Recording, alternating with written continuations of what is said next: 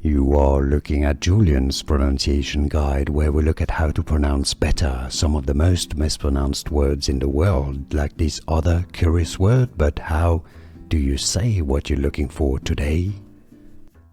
Let's learn how to pronounce those two words once and for all correctly. I know they're very confusing, but let's go through the different pronunciation. Unfortunately, we have UK pronunciation for both and American pronunciation for both. So let's go through.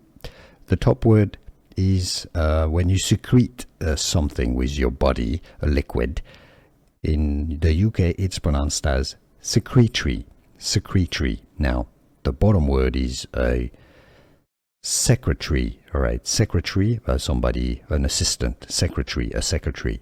All right, so secretory versus secretary. That's UK British English pronunciation. Now in the US they have different pronunciation. The top word is pronounced as secretory. When you secrete something, it's secretory.